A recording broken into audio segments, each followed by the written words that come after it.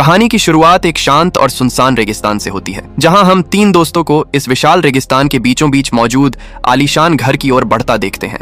ये तीनों यहाँ अपनी छुट्टियां बिताने आई हैं और यह आलीशान घर खुद हैदर के अंकल का है। हालांकि वो अभी काम के सिलसिले में शहर से बाहर गए हैं, इसलिए हैदर चोरी छुपे अपनी दो दोस्तों शार्लेट और डियो के साथ इस जगह पर आ गई है ताकि वो आज रात इस एरिया में होने वाली मीटियोराइट शावर को देख सके। शार्लेट, जो खुद एक सोशल मीडिया इन्फ्लुएंसर है, वो सबको लाइव आकर बताने लगती है कि कैसे वह आज की रात अपनी दोस्त हैदर के घर से लाइव मेट्रॉइड को गिरते देखेगी और उस पूरी घटना को अपने चैनल पर लाइव करेगी ताकि उसके फैंस भी इस मेट्रॉइड शावर को देख पाए। शार्लेट इसके लिए बहुत एक्साइटेड थी क्योंकि वह पहले से एक फेमस सोशल मीडिया इन्फ्लुएंसर तो है ही, लेकिन आज के इवेंट से उसकी पॉपुलैरिटी और ज्यादा बढ़ जाएगी। यहाँ शार्लेट और हैदर के अलावा उनकी तीसरी दोस्त डियो उन दोनों से बहुत अलग थी, क्योंकि डियो ना तो सोशल मीडिया चलाती है और ना ही फैशनेबल कपड़े पहनती है, जिसका शार्लेट अपने लाइव स्ट्रीम में मजाक भी उड़ाती है। इसके बाद तीनों आज रात की पार्टी के लिए लाए ड्रिंक्स और सारी तैयारियां कर लेती हैं। हालांकि उनमें से किसी को अंदाजा भी नहीं था कि आज रात उस मीटियोराइट से पृथ्वी पर क्या आने वाला है।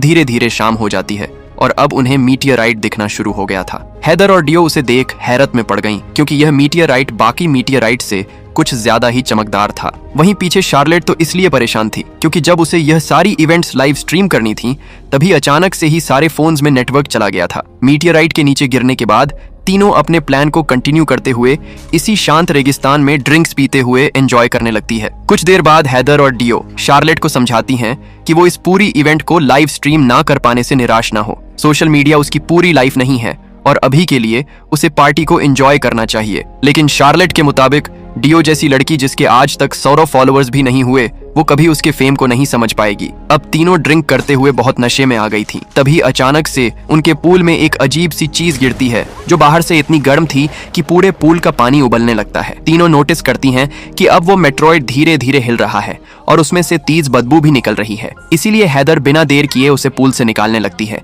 ताकि वहां और गंदगी ना फैले। थोड़ी मशक्कत के बाद हैदर उसे बाहर निकालने में कामयाब हो जाती है और तब उसे पता चलता है कि ये कोई मेट्रॉइड नहीं बल्कि एक जीता जागता जीव है। लेकिन अभी उसके बॉडी ऑर्गन्स किसी को दिखाई नहीं देते, इसलिए तीनों अंदाजा लगाने लगती हैं कि यह कोई रेगिस्तान में पाया जाने वाला जानवर होगा जिसके बारे में शायद उन्हें नहीं पता है। खैर, उन्हें वैसे भी किसी और एनिमल के बारे में नहीं पता था, इसलिए तीनों अंदर जाकर कुछ एनिमल्स की मैगजीन्स देखने लगती हैं ताकि उन्हें इस जीव के बारे में पता चल सके। इंटरनेट तो यहाँ मीटियोराइट गिरने के बाद से ही नहीं चल रहा, वरना वे उसकी फोटो लेकर ऑनलाइन सर्च कर सकते थे। इधर मैगजीन्स में भी उन्हें कोई क्लू नहीं मिलता। अब हैदर डर जाती है क्योंकि उसके पिता उस पर बहुत गुस्सा होंगे, क्योंकि अब उन्हें इस पूरी गंदगी को साफ करवाना पड़ेगा। हालांकि शार्लेट उसे समझाती है कि वह अभी इसके बारे में ज्यादा ना सोचे और तीनों ही अब और ज्यादा ड्रिंक करके वैसे ही सो जाते हैं। सुबह तीनों की आंख बहुत ही ज्यादा हैंगओवर से खुलती है, जिसे वो एक दूसरे से ही लड़ने लगते हैं। खैर, लड़ाई के बाद तीनों ब्रेकफास्ट करती हैं ताकि उन्हें बेटर फील हो सके, लेकिन अब उनके मोबाइल फोन ही ग्लिच करने लगे थे।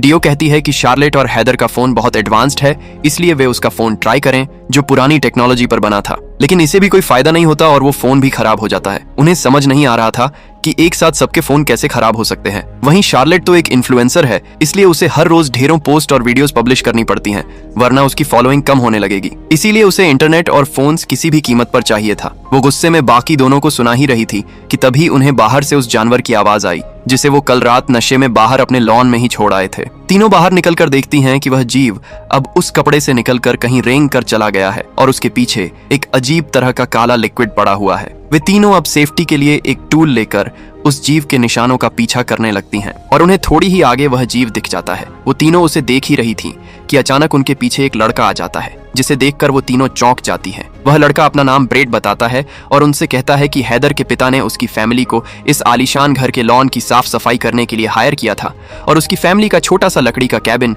यहाँ से थोड़ी ही दूरी पर है। उनके अलावा इस रेगिस्तान में दूर दूर तक कुछ भी नहीं है। इतना बताकर ब्रेड अपना काम करने लगता है। तब हैदर उसे उस अजीब से जीव के बारे में बताती है और वह उसे ऑफर करती है कि वह उसे और ज्यादा पैसे दे देगी अगर ब्रेड उस जीव को उनके लॉन से निकालकर बाहर कहीं दूर फेंक आएगा। हालांकि ब्रेड मना कर देता है क्योंकि उसे ऐसे जीवों से डर लगता था, लेकिन फिर भी वह एक किस के बदले में ऐसा करने को तैयार हो जाता है। वहीं वे तीनों लड़कियां वैसे ही उस जीव से डर रही थीं, इसीलिए अब हैदर और शार्लेट ने उसे किस किया और उस जीव को फेंकने को कहा। किस मिलने के बाद ब्रेट उस जीव को एक चादर पर धकेलने लगता है ताकि उसे आसानी से फेंक सके। लेकिन अब इस जीव का वजन कुछ ज्यादा ही बढ़ गया था, जिससे ब्रेट बड़ी मुश्किल से उसे धकेल पा रहा था। जब उसने फाइनली उसे एक चादर पर धकेल ही दिया था कि अचानक उस जीव का सिर उग आया और वह बहुत तेज वाइब्रेशंस निकालने लगा, जिससे ब्रेट डर कर वापस अपने कैबिन की ओर भाग जाता है। तीनों लड़कियां भी देखती हैं कि वह जीव लगातार अजीब से तेज वाइब्रेशन निकाल रहा है। हैदर को लगता है कि हो सकता है कि ये जीव कोई एलियन हो, क्योंकि कल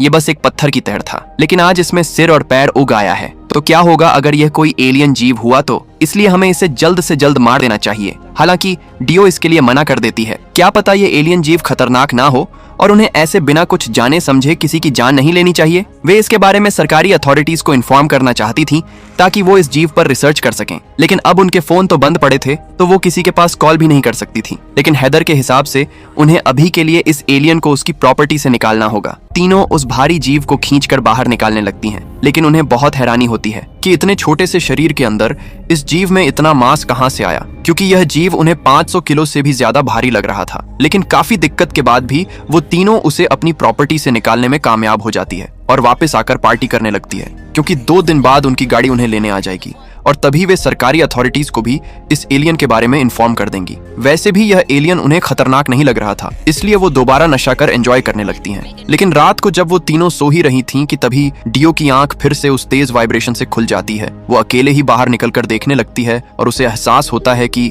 ये वाइब्रेशंस निकालकर वो एलियन जीव शायद से मदद मांगने की कोशिश कर रहा है। डियो को लगता है शायद वो जीव भूखा है और इसी वाइब्रेशंस के जरिए उनसे बात करने की कोशिश कर रहा है।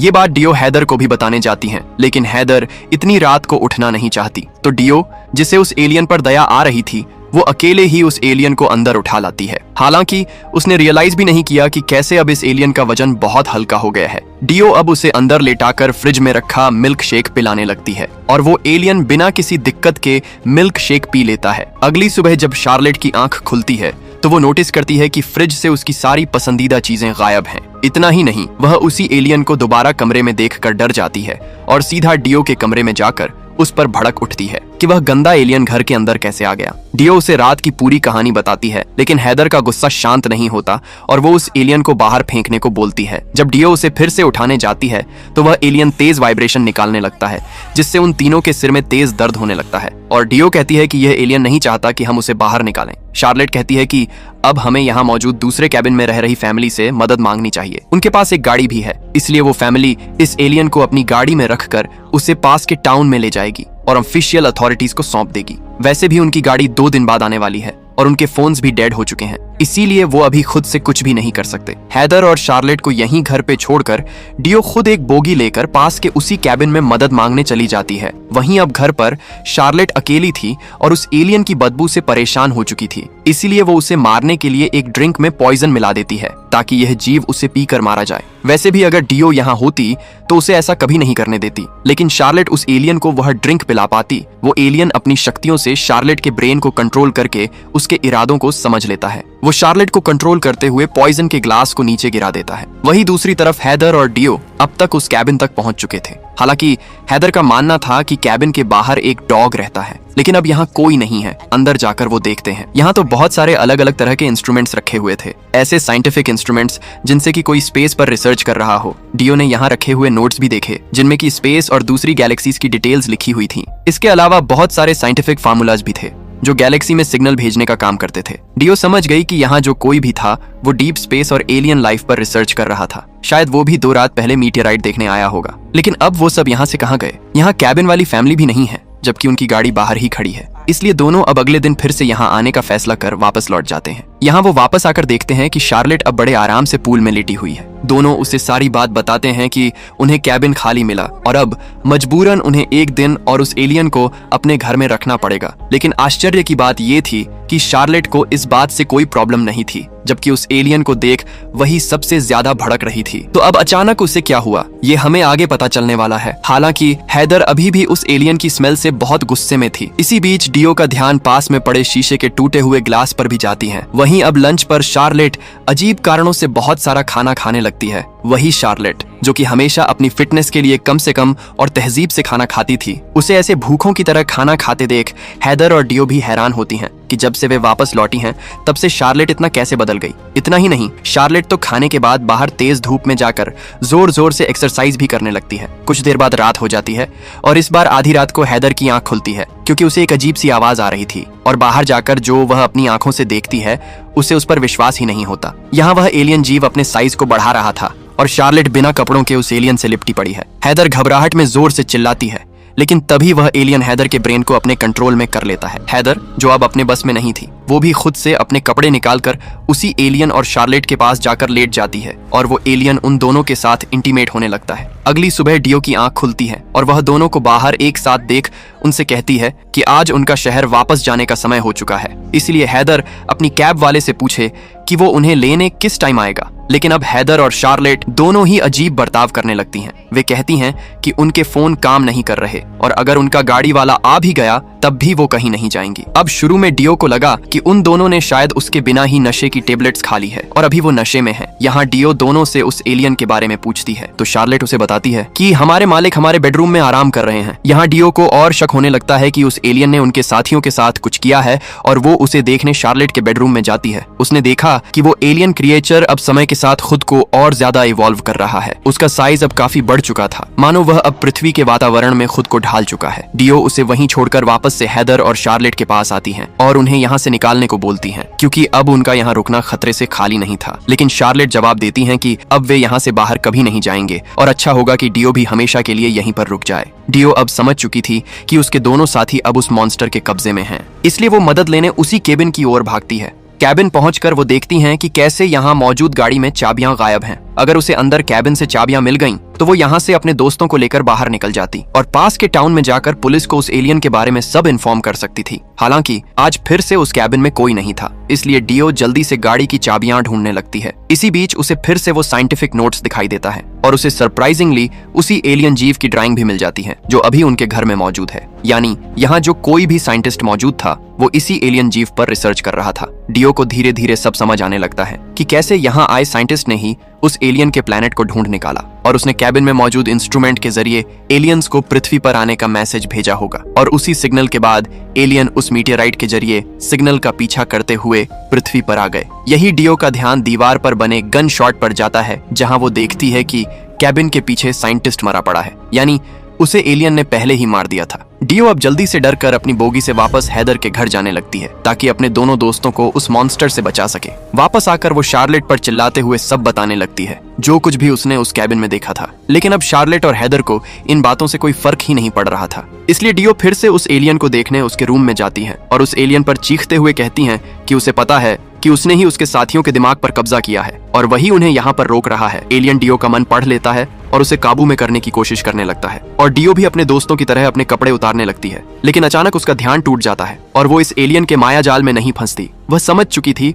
कि कैसे उस एलियन ने उसका ब्रेन कंट्रोल करने की कोशिश की और ऐसा ही कुछ उसने उसके दोनों दोस्तों के साथ किया होगा। यहाँ डियो उस एलियन से उसका इरादा पूछती है तो वो एलियन उसे अपने विजन के जरिए अपनी दुनिया दिखाता है, कैसे यह एलियन प्रजाति अपने प्लेनेट पर बाकी सभी स्पीशीज को मारकर पूरी तरह से कंट्रोल करने लगे और देखते ही देखते उनके ग्रह पर उनके अलावा कोई और जीव नहीं बचा। तभी उन्हें पृथ्वी से उस साइंटिस्ट से जीवन होने का सिग्नल मिला, जिसके बाद यह एलियन उस मीटियोराइट के जरिए पृथ्वी पर पहुंच गया ताकि पृथ्वी पर मौजूद यहाँ के बाकी अन्य जीवों को खत्म कर इस प्लेनेट को भी अपना बना सके। वैसे भी इस वीरान यूनिवर्स में पृथ्वी जैसे जीवन के अनुरूप ग्रह बहुत कम ही होते हैं। यह प्लेनेट उस एलियंस के ग्रह से भी ज्यादा अच्छा निकला, इसलिए वो एलियन इतनी जल्दी ग्रो हो गया और अपनी आबादी बढ़ाने के लिए उसने उन दोनों लड़कियों को अपना शिकार बना लिया। डियो को अब सारी सच्चाई पता चल चुकी थी तो वो अपनी दोनों दोस्तों को यहाँ से पैदल ही भागने को कहती है, लेकिन शार्लेट के अनुसार वे अब कहीं नहीं जाएंगे। तभी अचानक शार्लेट का पेट अपने आप ग्रो होने लगता है। वहीं हैदर के साथ भी यही सेम चीज हो रही थी,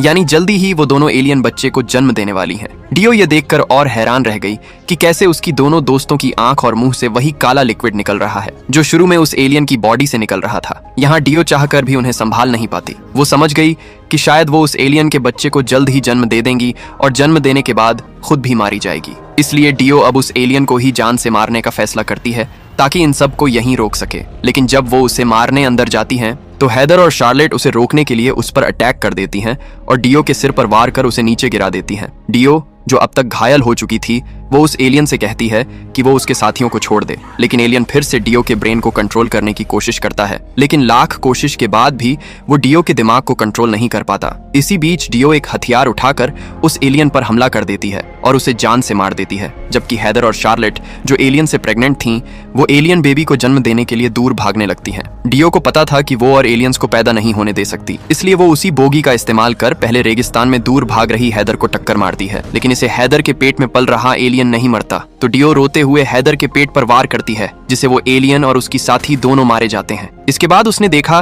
कि शार्लेट अभी भी भाग रही है। वहीं अब तक उस बोगी में तेल भी खत्म हो गया था, इसलिए डियो अब तेजी से दौड़कर शार्लेट के पीछे जाने लगती है। वहीं शार्लेट, जो अब खुद के काबू में नहीं थी, वो अपने एलियन बेबी को बचाने के लिए डियो से लड़ने लगती है, जबकि पीछे अब तक वो कैब वाला आदमी आ चुका था, जिसे आज तीनों दोस्तों को वापस लेकर जाना था। वो देखता है कि यहाँ तो डियो और शार्लेट आपस में लड़ रही हैं। उसे डियो के पास हथियार देखकर गलतफहमी हो जाती है कि डियो शार्लेट को मारने की कोशिश कर रही है, और जब डियो शार्लेट के ऊपर आकर उसके पेट पर मारने ही वाली थी कि ऐन वक्त पर ड्राइवर ने उसके हाथ पर गोली मार दी, जिसके बाद वह घायल शार्लेट को उठाकर गाड़ी में ले जाने लगता है ताकि पास के टाउन में ले जाकर उसका इलाज करवा सके। वहीं डियो के सिर्फ हाथ में गोली लगी थी, तो वह फिर से उठकर गाड़ी के पीछे जाने लगी कि कहीं वह ड्राइवर उस एलियन को मेन टाउन तक ना पहुंचा दे, और अगर ऐसा हुआ तो पूरी पृथ्वी ही खतरे में आ जाएगी। उसने कार के पास जाकर देखा कि शार्लेट ने उस ड्राइवर को भी मार दिया है, जिसे अब डियो उस गाड़ी में रखी राइफल उठाती है और गाड़ी के पीछे जाकर देखती है कि शार्लेट एलियन बेबी को जन्म देना शुरू कर चुकी है, और एलियन के पैदा होते ही